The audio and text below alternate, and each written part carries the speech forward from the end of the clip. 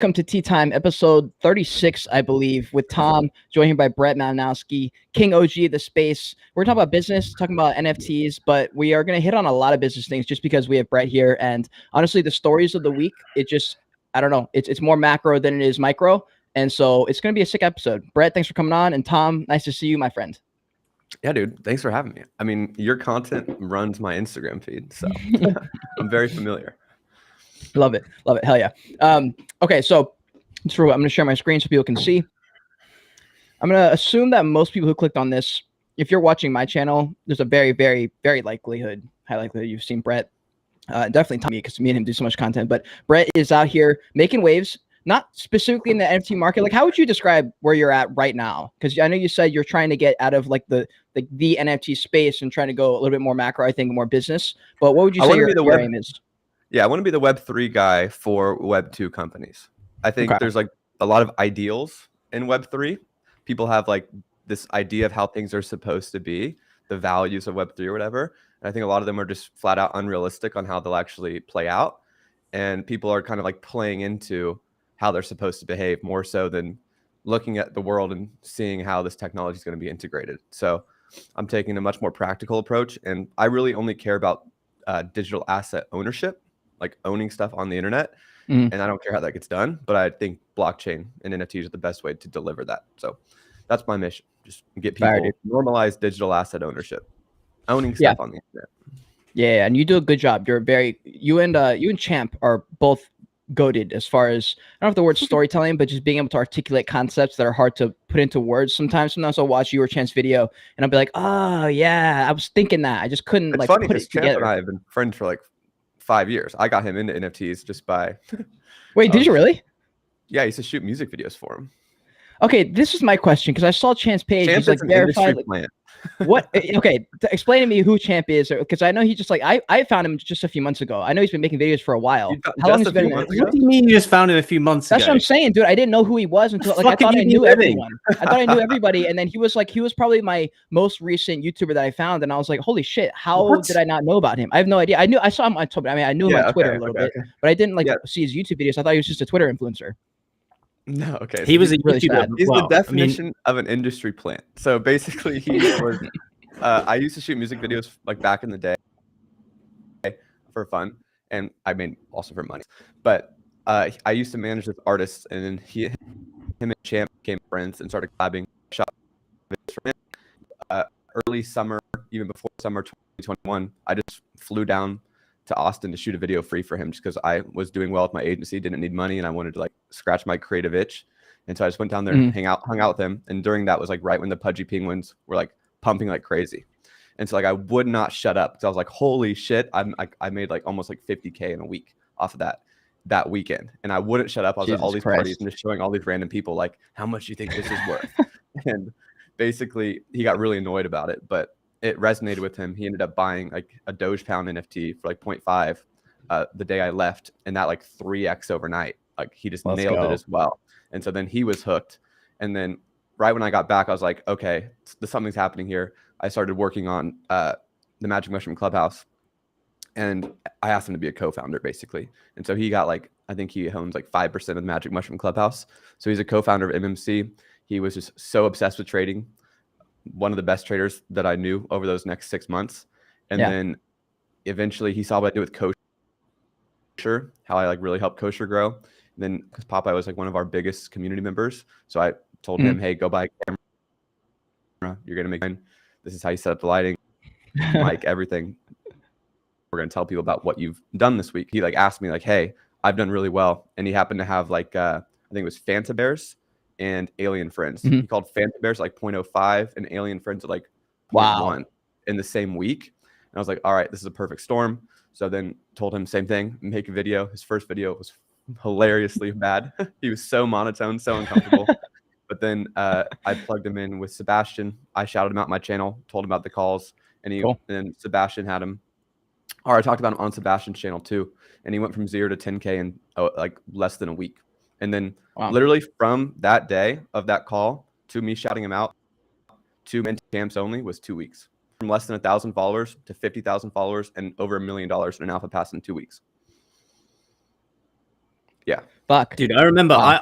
I remember Yeah. very much watching this play out in real time. All of it, like Champ, Popeye. I did not, dude. I only knew about Brett. Like I literally I just don't know watched how the Brett. fuck you missed. I don't know how the fuck you missed out on this because it was I have like, no idea. yeah, I remember it so clear. These guys coming in. I remember like if it was, I can't remember if it was Popeye or Champ who both like basically just grew an insane Twitter following within like days. It was both of them. It was both of them, right? So Popeye from literally it was from Popeye's mint day because that was our agency. We did out. Yeah. Kosher was like probably I think the second alpha group ever, and we did that. And then we're like, all right, 6 weeks later, we rolled out Popeye in 6 weeks from Kosher. Because we're like, okay, this worked for Kosher. Popeye's really good in the MMC. He's like our MMC's alpha caller. We're gonna help him do the same thing. And then we're like, all right, let's see if we can do it faster. We want to do it in 2 weeks. So Popeye to Champ in 2 weeks. And so dude, that was a different fucking time. He had like 1,000 followers that were like dense in the space, like from the Doge Pound. He was deep in these communities. So like he did everything the right way. But right when we gave him that spotlight and the results spoke for themselves. So then he took YouTube. He's probably the best Twitter influencer by far. Like with how he like rallied people, got them excited, turned on notifications. Yeah. He gets all the credit. We just kind of shined the spotlight on him and then did obviously the technical back end. Yeah. He's still like, in my opinion, one of the very best at Twitter engagement. 100%. Like, it's just so funny because that's not his personality is a little different in person, but not. Well, it seems that way. It seems like there's a wait. Which one, Champ or Popeye or Kosher? Champ. You have to respect. Like, it's definitely it's a marketing thing. Like, it's definitely tactical business decisions. Like for sure, it's no question about it. You'll see Alex Becker do the same thing, Llama do the same thing. Like if they tweet, people buy because they like get excited. And so like if they don't tweet, Champ will like. It's the difference between Champ tweeting and not tweeting is like 2 or 3 sales a day, which is like cash flow for your business. So like kind of like an objective business decision. It's done very subtly though. Like in my opinion, someone who understands what is like what he's doing, what the players. It's done subtly enough, and kind of with the intent to obviously like do what he's planning to do. But it's subtle and effective, really effective, and it doesn't feel like aggressive either. It feels because it comes from an authentic place. Like he does want to help people and whatnot, but the way he lays it out, like how conscious he is of what he's saying, how he's saying it, how he's delivering it, it just shows he's a good marketer. Yeah, big absolutely. Time. Yeah. Dude, it's funny. It's funny because like I look back at the very reason I'm here talking to you guys was obviously because I saw Brett's video. The video that like is really, really fucking clear to me is the video that you did with Sebastian, where you're talking. Forgive me if I'm wrong, but I swear you were referring to a story about like an NFT you bought for your girlfriend, or your girlfriend bought the like moon. Yeah, the penguin. Was that the penguin? Yeah, that was that was okay. That was a penguin. I can't remember. I remember you being like, it was just a stupid animal, and then all of a sudden it's worth like thousands. And I remember seeing your fucking like smile, and I was like, "What the fuck is this?" Bro, I didn't believe it either because I could tell. I had $50 in my wallet just left over because I was buying Doge pounds, and I just picked a random collection on OpenSea, and the penguin was 0.019. I still have it, so it's on blockchain. You can see it. It was 0.019. They minted it. It was under mint. Jesus. And then all of a sudden, every day I would check double. And so like around 0.3, I picked up a lot more. But the one I bought for 50, I only bought one for $50. And that shit just blew my mind. Yeah, that shit is fucking wild, dude. Fucking wild. Reminiscent over the old days in the NFT space. But anyways, let's move on to a couple cool things. So before we jump into the stories, Tom has officially launched the Summit Club. Oh, what's up? Yeah, I just want to maybe you've closed down the tabs. Have you closed down the tabs that you were on before? Which one? Of Brett's channel? Yeah. I can go back to it. Why? I think he deserves some credit. As like YouTubers, as we are all in the same game.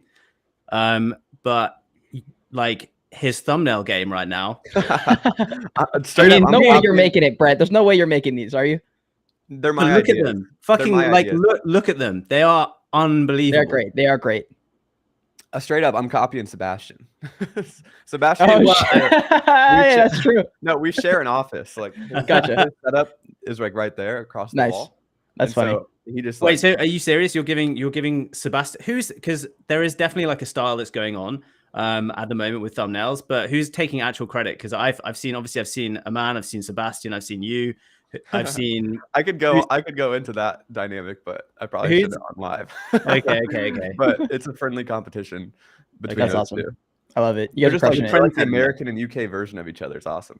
it. They're cool guys. I listened to one of his podcasts on the Seed Phrase a couple days ago. Sebastian. I mean, he sounds like a super interesting dude, actually. Sebastian is crushing it right now. Yeah, like, he's killing it. Absolutely. People probably don't see it, but he's taking things so seriously. He's been on his health grind. He's like such a good person, taking everything in his life. He's taking so seriously. Like he's trying to be like 10 out of 10 person at every aspect of his life, and he deserves all of it. He's the man.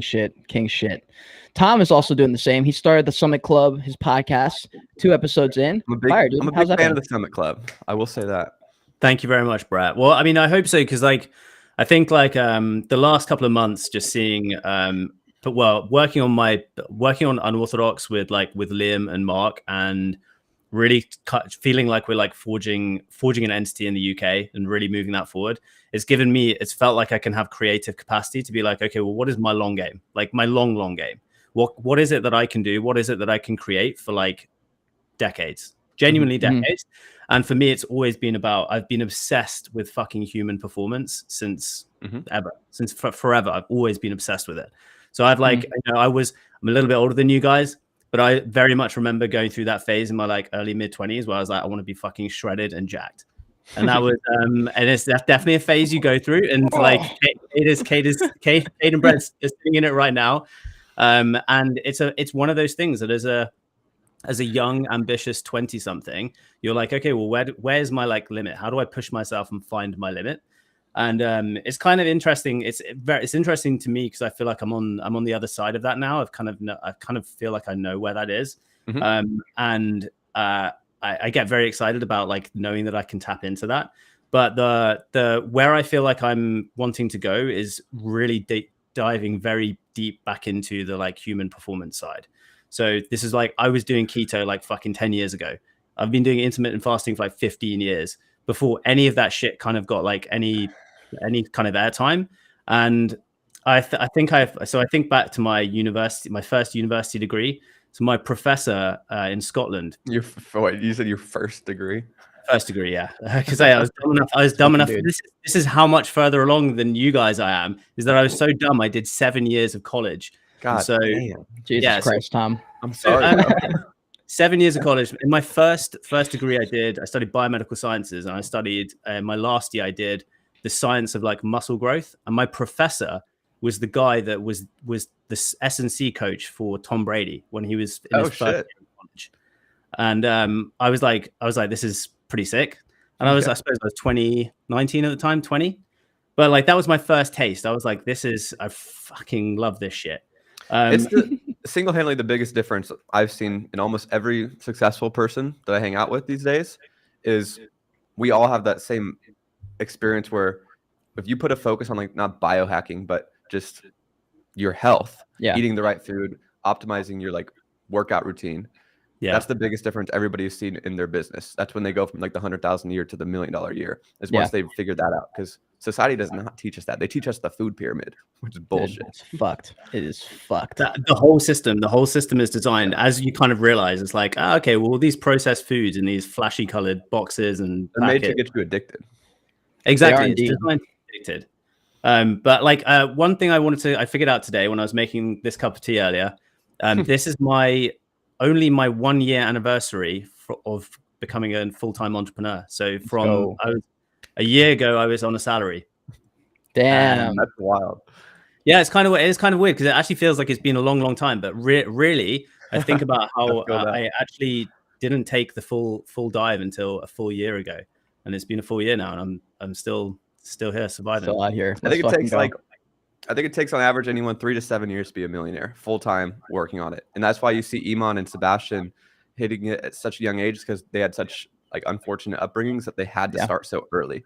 And so like they've just been doing it for again 3 to 5 years, 3 to 7, depending on if you like have a 9 to 5 or if you can go full time and how serious and focused you are. This was something I've actually, I mean, because I'm lining up Brett to come on the Summit Club podcast, obviously, which we'll probably dive in. We'll definitely leave it that stuff for then, because we'll go through the stuff we're going to be talking about today. But it's one thing that I see very interestingly, looking at like Sebastian and Aman, and looking at definitely the similarities in their story. And I mean, Cade, you refer to it a lot as well, like this kind of pain that you had growing up. I come from the opposite. Like, I had no pain. I was so fortunate in my life. Yeah. That's why I'm really interested to speak to you about it. So we'll save it for another time. But yeah, let's dive into the NFT. Mine was social pain, not family pain. That's what. Yeah, mine was all the above. Mine was all the above. Actually, mine just sucked. Mine just. Yeah. It was fine. I just mentally, I was all fucked up. So I have I think Alex Ramos talks about. He's like most entrepreneurs have like 3 commonalities, and one of them is just like a deep rooted insecurity in just everything. You just like hate how it is, and you just so whatever. It is what it is. I'm gonna be rich one day. It's fine. All right, hopefully. We'll see what happens, but it's a good thing to work for. It's a good like North Star to just kind of focus on it and work and do all those things. But anyways, since last time on Tea Time, it's been 2 weeks because now I'm doing every other week. So I'm doing Twitter Spaces on Tea Time every other week. But I went to NFT Seattle about a week ago. That was cool as fuck. Definitely different field than NFT NYC. Everyone there was building something.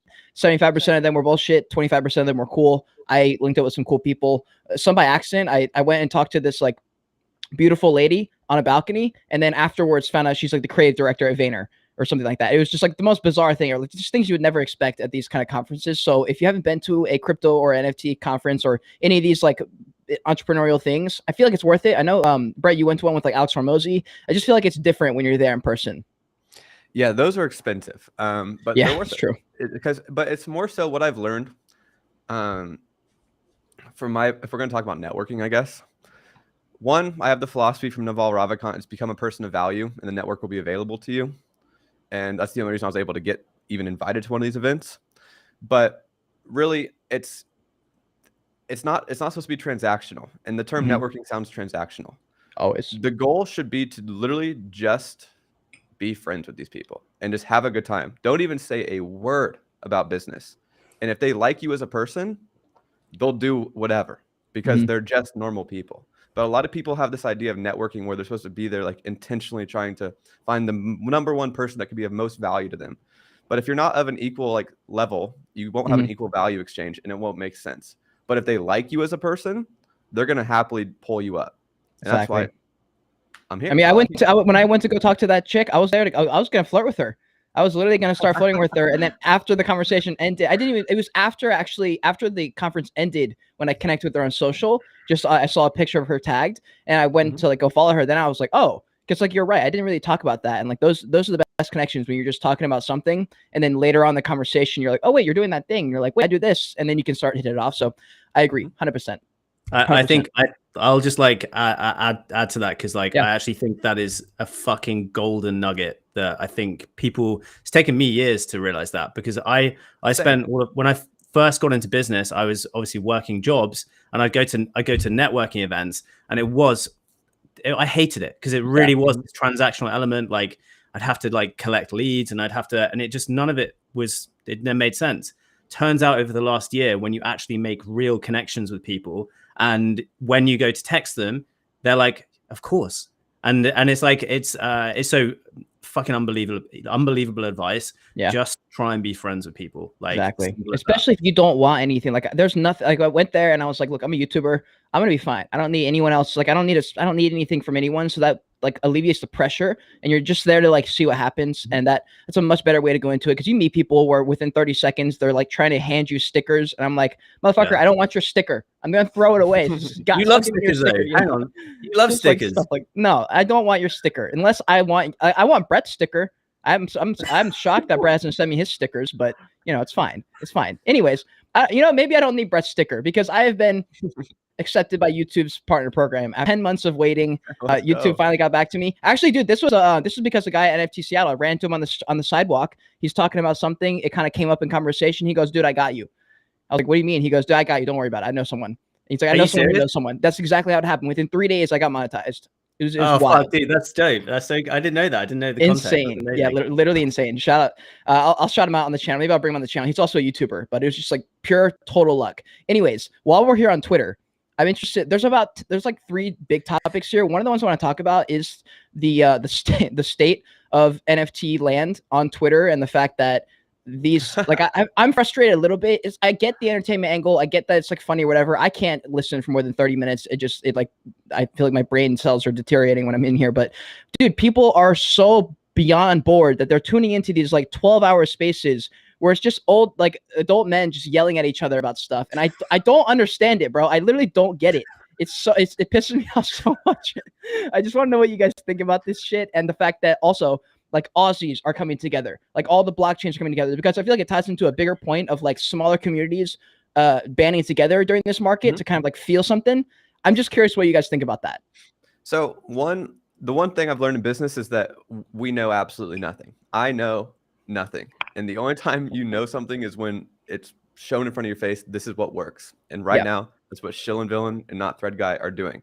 And it's the complete opposite of my style of content. But my style of content was what was working in the bull run. So I'm not going to complain. They're making bank. They deserve it 100%. They could probably get 10, 15K a sponsor per Twitter space easily with what I see out there. So they're crushing it. I'm glad people are enjoying it. But those are NFT degens and not my style, not my crowd. So it's like, proud of you. I get why it works, but I don't think many people are growing mentally from those spaces. But at the same time, at least they're having fun. They're sticking around and they're still in the NFT space. So it's, in my mind, it's still a positive.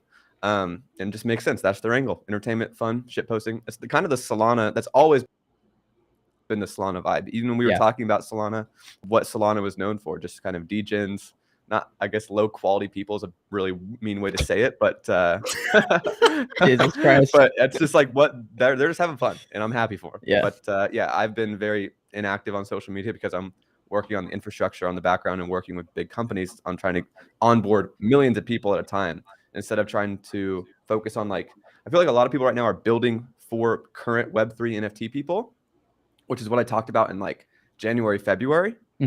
But I think the smart thing should be building for Web 2, because we see a project like Crepopolis. I was just on a Twitter space with them. Fox invested $100 million. It's a TV show by Dan Harmon, the guy who did Silicon Valley, Community, the biggest shows in the world, Rick and Morty as well. So it's the most, and The Simpsons, the most proven person on the fucking planet, with $100 million already going to be on Fox. But no one in the Web3 space is acknowledging their NFT set.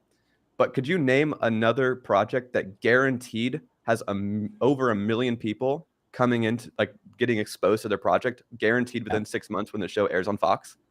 Like, there's no other project that's guaranteed 1 million more people that, or demand, I guess is the term, than that show. But no one in the space acknowledges it. But they fangirl over Utes and D-Gods, or these projects that have done fucking nothing other than having a strong leader on Twitter who goes on there and tells the degens what they want to hear. And so it's just like, I'm out. I'm over it. These people don't think the right way. It's not the right market. It's like I had a meeting with this company that's a Web3 based company, and I was asking like who their target audience, like who's your client base, who are you trying to like take money from, and they're like the NFT people. I'm like, motherfucker, they don't have money to give you. Like, they literally don't have money. They're all running out of money. They're running up, down escalator. Like, they're just going straight down. They're going to run out of money. They don't feel like spending money on things, because at this point, even a big announcement or a big anything, it's like, unless you get funding from a VC or an angel investor or a private investor, even if you get like a massive sweep of the floor or something and everyone's excited, it lasts like 2 weeks. You make a couple grand off royalties, maybe nothing, because royalties might be gone. And it's like, it doesn't even matter. And well, honestly, we can talk about the royalty thing in a little bit, but I'm so over the royalty thing is, it's funny. Just, well, I mean, there's only one point I want to make there, is the fact that 1% of projects even make money from royalties anyway. So I don't know why it's a big deal. Everyone's like, oh, but everyone's primary source of income. We'll talk about it now. It's not even that. There's some industries in Web 2 that have royalties normally baked in, like music industry, artists, right? And that's why those type of people gravitated towards NFTs. But the people that are complaining about royalties are complaining about whatever context of how they view NFTs. And so they're just arguing that royalties shouldn't be in this industry, but royalties should totally exist for artists and creators. And at the end of the day, you have to have a fan base that wants this Beeple's take. You have to have a fan base that wants to pay you royalty. Exactly. So royalties shouldn't exist for businesses that sell services or access to a product, but they should exist for artists and music. but everyone goes on Twitter and argues about it for 4 hours, like all NFTs. Bro, it's either these have to have Twitter, it's these royalties or not, spaces with fucking and we Chill have and to Villain. decide. And I'm like, shut the fuck up. Like, if you want to have royalties, do it. If you don't, don't. Like, Oh it's god, not a that's blanket funny. statement. And everyone's just wasting their breath in these conversations. It's so bizarre to me. All right, Tom, hit me, because I basically agree with that. I to be completely honest, like I have the exact same viewpoint as everything that Brett said in the last like 10 minutes. Like, yeah, for me, it's so simple. The royalties it's a use case question. Like, what is the use case that you're putting your NFT to? Does royalties make sense? Yes or no? I think there's still a bit of an issue with the majority of people not understanding that royalties aren't actually executionable on a blockchain transaction. I think they don't understand that marketplaces are the kind of like the holders, the bestowers of the royalties. I think there's a massive misconception there that like as soon as you buy something, there's a fucking royalty that gets shoved straight to a wallet. No, it goes through OpenSea. OpenSea have to pay out that royalty. Could they say no? Could they say we're not paying up? Fuck yeah. So there's a disconnect there. I think a lot of people, it's just the same. I completely agree with Brett. Like, I'm not part of that. I'm thinking about 10 years from now. I'm thinking about how is blockchain technology going to fit into like numerous different business verticals? Like how is it going to be case specific? Who are these businesses that might be looking to onboard Web3 into their business earlier rather than later, and trying to hunt those down, trying to work with them. And it's fun as fuck. It is fucking fun. Yeah. Like, so I have no interest in the whole, I'm just completely out of the whole degen stuff. Degen stuff, it's more of a lack of understanding of like what's going on. And for me, I agree with the artist sentiment that that Brett talked about. You have a community, if you did it right, at least if you put in the work to build your community and have your collectors actually know you and like you, then they're not really gonna have a problem with paying a royalty. They're just not gonna care. They're still gonna hold your NFTs. It's not a big deal. I think the insecurity comes from the people who realize they never built the community and they just collected all this money from their collectors, never did anything for any of them, even though they collected all this money. And then just with the collections, like, I don't understand why everyone's so angry, because I'm just like, but none of y'all are making money from royalties. I'm like, it doesn't even matter if you have royalties. Like, you're making like maybe $100 a month. Like, it doesn't matter for most parties. So we can move on from that. There is some other bigger news with some of these big projects too. From a business standpoint, I'm curious to see what you guys think. So, other side got hacked, but apparently either they got their stuff back or the hacker has just decided to pretend like everything's cool and they're still continuing to parade as other side. Do you guys know anything about this? I haven't heard anything other than the fact that last night it was like deleted all this stuff. Didn't know about this. Next topic. Fire. 48 Club faces investigation from the SEC. I don't have too much to say about this other than the fact that it's just what happens. Like, there's not a whole lot of information about it too. We all saw this coming. We've all, as project founders, I've had numerous talks with lawyers. Whatever the fuck. Am I selling a security or not? And it's pretty fucking gray area. And so obviously they're going to go after the biggest people in the space. So this will set precedent. I think it's more so the ape coin that is the possible security, which is why I've never come close to launching a token. But yes, I want to talk about the only point I really wanted to bring up was the ape coin. I thought it was very sketchy. They dropped it and how all the marketplaces pitched in to like pump this shit up because they were all excited for some reason. And I was just like, everyone and their grandma is pumping this. They're just the biggest name, and they have A16Z and all these big VCs that funded the project because of this token, and they all made a 10x off. It just felt so illegal, bro. No, it just felt so illegal. There's no way this is like allowed. They obviously are not stupid. Like, they had the most well-known VCs in the space backing them. There's ways to do it. You just have to make an entity in the Virgin Islands, and then that entity owns the ape coin, and then it's distributed to people based on however they decide to distribute it. So it's like the Bored Ape Yacht Club does not own that coin. It's a separate entity in a different country. Very Tom, easy to do. What did you say? Do you ask me? Sorry. Tom. Yeah. If you had any thoughts on that? Yeah. No, I can't add anything to that. I'm like, I don't know. Again, it's just going to be another XRP situation. Like, I'm big on XRP. I am big on XRP. Heads up. Yeah. Same. Like, I've got a big long-term thesis on that. I mean, if I was fucking liquid, I'd be throwing. I've been Crypto Mason. I don't know if you guys know Crypto Mason. He loves XRP. There's a whole conspiracy theory. I don't know if I want to talk about it, but basically it makes sense that if you make a very disrupting technology that could disrupt the biggest industry in the world, which is the bank system, which is out of date, and it actually is going to have massive impact. They already had 180 banks using XRP in 2017, which was my biggest bag in 2017. I was obsessed with it. But it makes sense that you would try to slow it down so the people in power and institutions right now could position themselves to benefit and prepare. Yeah. And the whole lawsuit has been complete bullshit.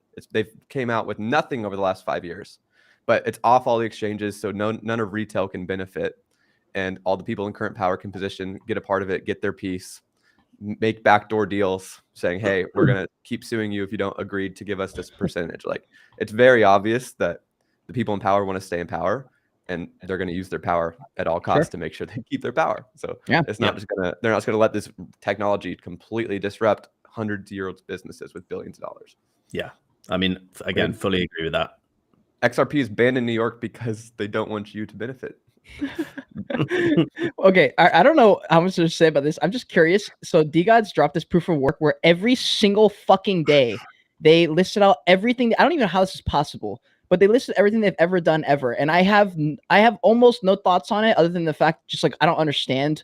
I mean, I guess it's fine or something. Like, what do you guys think about this level of transparency? Fuck it. Here's my take. I just don't get it. Like, I'm not gonna read through all this. Here's my take on PFPs. Okay, you're building a brand. That's it, and you get people excited about your brand, whatever it may be. But is your NFT, is your brand really worth $20,000, $30,000? No matter how much utility you bake into it, no matter how much you do to it, it's not. Like, unless you are making a Disney level IP brand, there is no way to justify that the floor price should be this high. Yet, if you have a strong leader going on Twitter talking about how great they are, it is very easy to manipulate people, especially the average NFT person who's 18 to 22, not very smart, just gambling. And so when you have these leaders going up there saying, I'm going to show up every fucking day, I'm working so hard, we're going to do something that's never seen before, it's unbelievable, but you're a 22, 25-year-old kid, even myself. Like, who am I to have the audacity to say I'm going to build something that you've never seen before? Yet these projects have market caps that are bigger than $100 million companies that have like true products, but those products are only sold for $20 a fucking month. And so it's like, it's very dangerous in my opinion, and very easy to do, especially with my platform. Every video, if I wanted to, I could talk about how great MMC is, what's coming, we're doing all this, you guys are going to benefit, I care about my holders, we're all going to make it together. And the floor would be 2-3 ETH easily.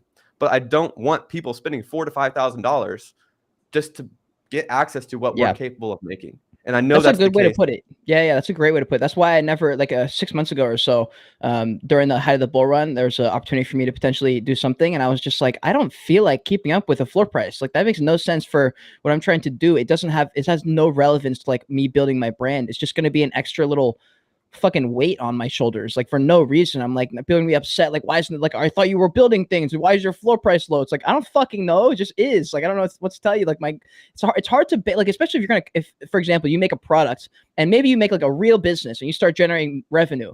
That's great for you and the brand, but like the holders can be like, oh, like, you're making revenue, like, shouldn't we get a cut of that? And it's like, well, it's illegal. I mean, well, it's like, even if so we'll just even pretend like it's legal. It's like, okay, well, how are we supposed to grow as a business if y'all are taking all the money because like you paid a couple $100 at mint, or maybe you invested $10,000 after mint or whatever. But it's the mindset of holders is they just, once they buy, they expect like 4x of what they paid you of like value, and just expect to be given things, and they don't expect for you to sell them more things because what you're selling them has no intrinsic value. And if if you're buying something just because you want to make money off of it, that means the value of it is nothing. And so it's very interesting for me to see all these big projects that are playing the floor price game. But the second any of them deliver, their floor price is going to tank. The second Doodles actually releases something, it's going to tank. The second Azuki actually delivers something, it's going to tank, because you realize that you have a $15,000 picture and you're getting something that would normally cost you $10 in the real world. Yeah. Cool, you're going to get an album of Pharrell. Cool, you're going to get an airdrop of the next million with a custom song on it. But what does that get you? Fucking nothing. And well, so Cool Man's Universe, dude, they had their biggest announcement ever and just tanked. Yeah, they had their biggest announcement. They have a whole TV show lined up and everything. And he drops the announcement. Floor went from 0.8 to 0.2 within seconds. And I was just like, That is beyond fucked. Like, I feel bad for him because he was probably so excited, and then he realized like none of his audience gives a shit in Web3. Maybe in the normal world they do, but in Web3, they're just trying to get a buck off of it. And it was sad. And that's why, like, I saw an article about Target, for example, being like, if Target dropped a project, like, what kind of rewards could they drop? And it's like, well, you could get a discount every single time you go to a real Target, and you can have in-real events or whatever, like those kind of things. And I was like, that kind of structure is the only one in my head that can make sense. Like an actual company that people go to already, and then they just add in the rewards, kind of like Starbucks is doing, or like some remnants of what Starbucks is doing. High-end fashion brands, like if they just made an NFT, and if you own the NFT, you get the exclusive drop instead of having to wait like 1,000 people out in line outside, and whoever got there earlier gets it. If you own the NFT, they do a 1 out of 10,000 of this belt, or 1 out of 1,000 of this shirt, and you get access to buy. That Kith makes and the Invisible value of Friends. NFT. What do you think about that one? I don't know what they're doing. Oh, they just did a collab. They just basically did a collab. By the NFTs, you get access to Kith. Kith is one of those hype brands, I guess. So I guess they sort of did something like that. I know Kith. Yeah, I mean, it's cool. That's what these brands should. That's what these PFP projects should be doing. It's making your brand cool. Like it has to be cool to be associated with your brand. And if it's not, your floor price is going to crash. And so that's the game you're playing if you're making an IP brand like that, because you're trying to get awareness. You want all the collabs as possible, as big halo effect as possible. Associate with the top brands. Now you're a top brand, and that legitimizes you as a brand. So like what Gary Vee is doing, like he's making the toys. You need to make toys, TV show, movies. You need to be in like classrooms. You need to be everywhere, just like Disney, or else you're gonna fail. And so that's what that's the game you're trying to play, and you're trying to create like an emotional connection. And if you have an emotional connection, then you'll buy the NFT just because you like the brand. But right now in NFTs, it's completely flipped. It's like the expectation is on you. Your people are basically rooting for your downfall, and if you don't deliver, they're just gonna FUD you to death. Like NFT holders are toxic as fuck. They just expect the world, and they think the purpose of the NFT is to make them money. When in reality, that mindset coming into the project is what makes the project fail. It's so bizarre to me. I'm the same. It's never made any fucking sense. Like never made any sense. And I'm glad we have someone like Gary Vee leading the charge, because this is a great example of leading by example, or just an example of him leading by example. This is cool as shit, dude. This is really, really cool. He's been getting flooded for a year for his project for not delivering anything. But it's like the second, I'm telling you guys, like the less announcements, the better, because then people's imagination just go wild, and they're like, it could be anything. Yuga could be behind this project. They just want a narrative to spew to other people. So yeah, I'm no longer interested in the Web3 NFT space. So after that statement, what kind of video are you going to continue making? Videos that are geared, like, is your target audience when you're making a YouTube video a normal business then? No. It's okay. I'm still 100% using the Web3 NFT technology, and I'm very interested in the space, but I'm not doing anything for people who already understand the space. Like, I see. I have a complete revelation that NFTs, the term NFT will never be used in the future. No one will know what they're buying is on a blockchain. They're just going to know that they own this thing and the benefits that come with it. And so right now, what I talk about on my channel is literally what we are doing and building. And if anyone likes the idea, you're more than welcome to compete with us. But like right now, we're focused on what I did with Champ, what I did with Popeye, what I did with Kosher, where they make a private access group to this person. It's basically a Patreon competitor, but instead of a monthly subscription, it's your own platform, your own branded website. And then you could actually buy an access pass, whether it's 1 year, lifetime, whatever it may be. And that's an NFT, because it's simple. If you buy this pass, you enjoy the content, and whenever you're ready to sell it, you can just sell it and get your investment back out. It makes ownership on the internet possible. Like I say this all the time, you can buy a car or you can lease a car. You can buy a house or you can rent a house. You can even buy a couch or you can rent a couch if you need a lower barrier to entry. That's a thing. But on the internet, everything is fucking rented. Like there's no way you can license a course, but you can't sell it. You can get a Netflix subscription, but that's $15 a month into a black hole. There's no option to buy. And so I'm trying to bring the option to buy. And the fastest way to do that is to go after the creator economy, people who have big followings, loyal fans, and then sell them an NFT access pass that's not even called an NFT, digital access pass, on their own platform with their own marketplace, and actually give them access to their favorite content creators' content. That's what I'm focused on, is bringing Web3 to NFTs. I'm trying to sell NFTs to people who hate NFTs, but they never know it's an NFT. If that makes sense. Because people have an idea of what NFTs are. In my opinion, that word is fucked. That word can never come back. The branding's dead. It needs to be called something else, but the underlying technology is innovative as fuck and will change the world at the highest scale possible. Yeah.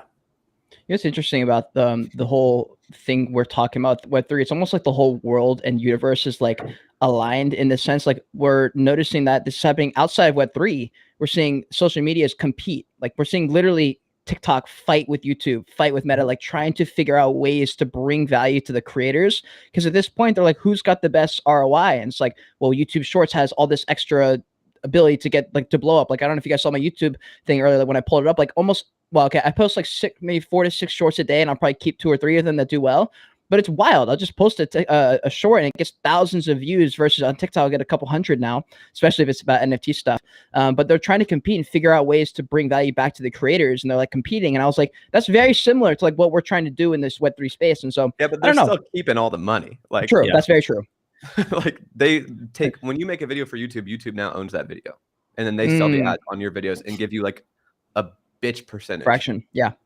And so I've always had the mindset like, I will never do paid promo. I'll never do sponsored. I'll just sell. If someone wants to sponsor my videos and me like talk about a product, they're trying to make money on my audience. Like, and your audience has like a market cap. And so they might give you 10 grand, but they're not doing that unless they think they can make 20 grand. And so that's true. I value that very, very highly with how I view what I do and the decisions I make. Yeah. Shall we talk about decentralized social media? What do you think about Web5? It's going to be really hard to build. It's going to be really hard to build and incentivize people over time. But there will be a network effect, and it will happen, but it might take 5 or 10 years. So the mindset should be is use these platforms as a means to get them on your own platform. And that's not a new concept. But the NFT is just more beneficial for the consumer. NFTs are consumer-friendly technology. They let the consumer own the content instead of maximizing shareholder value and just raking in $15 a month from every single person. Yeah. Just give them the option. That's like my whole mission. It's like give people the option to buy, or people the lower barrier to entry monthly subscription model. Offer both because it's more beneficial to the consumer, and you get more cash flow up front, and you could price it higher than your typical LTV, and they'll pay it. People will pay. We saw it in the NFT space. When was the last time any of us paid $1,000, $2,000 for a digital item? I don't want to talk about that. Never. And what utility do we use in the NFT space? What project could you name like that's the utility I use every day? I don't want to talk about that either. Because it's fucking hard to make a good product, and it takes decades to make good products and good businesses. But people are paying $2,000, $3,000, $5,000, $10,000 for Kaiju Kings, llamas, whatever these projects are, just because they can own it and it could possibly go up. Sure. That concept applies to every digital service, every digital item, courses, video games, you name it. And people will pay way more just to have the opportunity to own it and pay off their equity. And so if you have money you'd rather own, because you could sell it at any point. Even if you lose 10 to 20%, that's better than paying $20 a month every single month for 3 years, because that's just money into a black hole.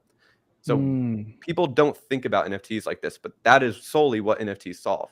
Everyone thinks NFTs are an investment or some bullshit. Yeah. Like, it just gives you the option to buy stuff on the internet. So that's what I'm trying to do. That's what I'm trying to normalize in the world.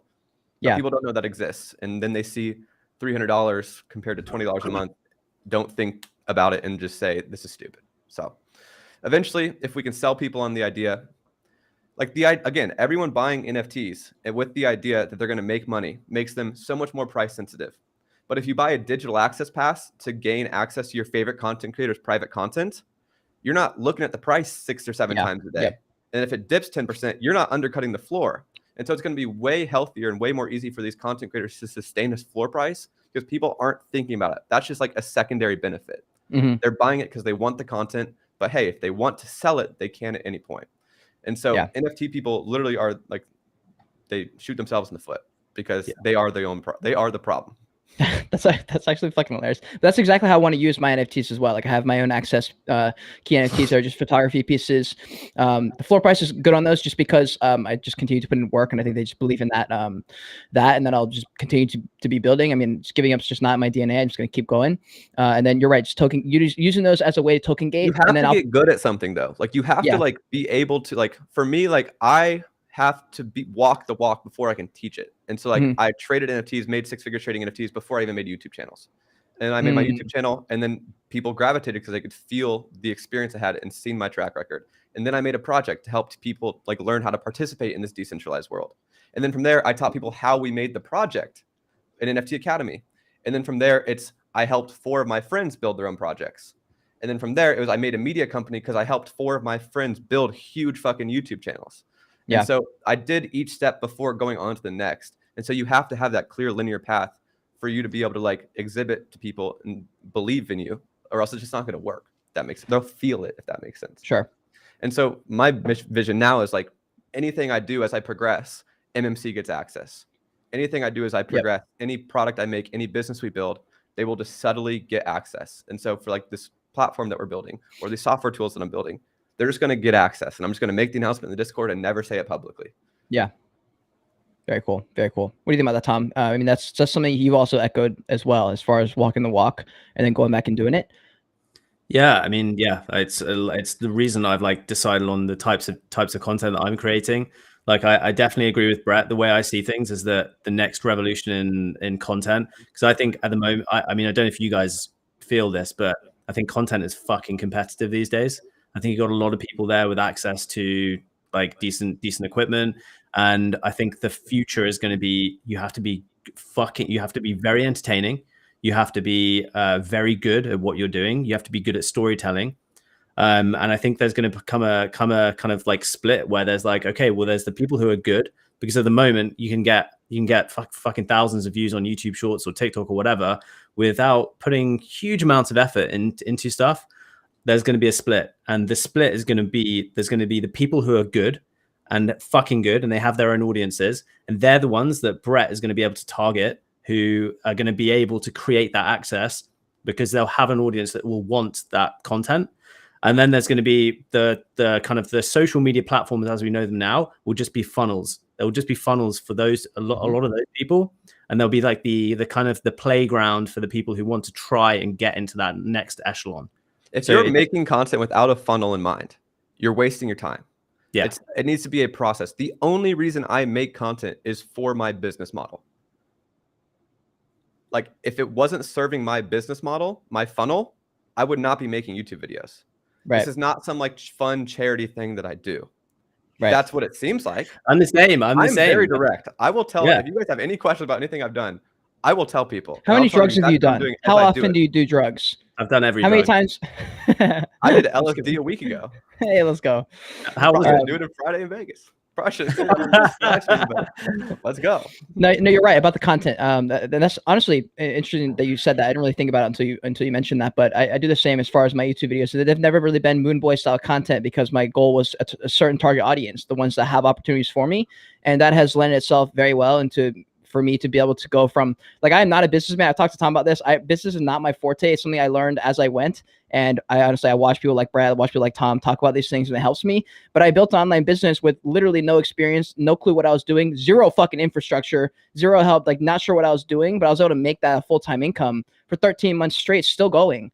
So I don't even know how I'm still going in this kind of market, but it still goes. But like 99% of my content is geared towards putting myself as that person. It's kind of like Alex Hormozy. Like, why is he bothering to make content now? Because it brings him business. It puts him up on a pedestal, and then he can leverage that audience. Like, that's kind of how I think about it. So it's a great point for people who are making content and they're kind of lacking some direction. It's like, okay, like, what do you want? Like, what do you want out of this? Like, what are you actually going to use this following for? And then start to use that as a North Star to kind of go into. You have to think the whole process through. There's no question about it. You have to read the book .com Secrets by Russell Brunson. Like, that's a must read. Every entrepreneur I've talked to, like, it tells you exactly how to position an offer and what this like proper flow of information is to get someone from cold traffic, now they're following you, to converting them into a customer and believing in what you're doing. I will read that book. Also, anyone who's in the chat, if you guys have any books, drop the books in the comments. I'll go back through and I'll buy all of them. How about you, Tom? Is there any books I should read? Well, I skipped .com and I went straight to Expert Secrets. So I've been. No, you gotta read .com. Yeah, like I know. Because like in the whole thing, he's fucking referring to it, and I'm like, oh god. And you know, the whole thing, I'm like, this is his funnel, and I'm like, I've just jumped in halfway through it. Yeah, I'm like, you're conscious of it while you're in it, and it still makes you go through it, which is great. True. Like, I'm telling you guys, like, the videos I make are exactly what I'm doing in lifetime. Yeah, and what I think is important. That's why I'm working on it. Yeah, dude, same with me. Same with me. I took a full, like, I mean, because Cade was we were every single week for about 2 months. I wasn't making any YouTube videos, and he was like, you know, when are you going to get back into it? And I'm like, this was when we were going through a process of like figuring out where we're going to be in 5 years time, 10 years time. And then it just got to that point where it was very clear. It was like, okay, well, there's this content which is going to serve a purpose as onboarding Web2 people into Web3. And then there's this content, which is, this is what I'm going to be doing for the long term, which is also a funnel, can be used as a funnel. Like, look at Tom Bailu as an example. Like, he just had his Web3 university thing. You saw him last week in NFT Seattle the other week. Dude, I shit myself, by the way, because I didn't think I was going to get to ask him a question. I just like randomly raised my hand first, and then I didn't expect to be picked so fast. And so when I got the hand of the mic, I literally like almost shit myself, because I was fine when he handed me the mic because I'm comfortable talking. But then like I didn't expect Tom. I never expected to talk to Tom, but I didn't expect him to like give me all of his attention. Like, he leaned forward, stares into my fucking soul, and I'm sitting there high, going like, "Oh fuck me!" Like, what was my question? Why were you high? Dude, I don't know. I forgot. I don't know why I was high. I just was, and I just remember getting up there and being like, "Hey Tom," and I was like literally formulating what I was gonna say as I'm speaking, which is something I talked to Tom about, like my gift of gab. I just start rambling, and then somehow I find an answer or find some kind of conclusion at the end of the sentence. I don't even know. It's wild how that stuff happens. Like, you just start talking, you know?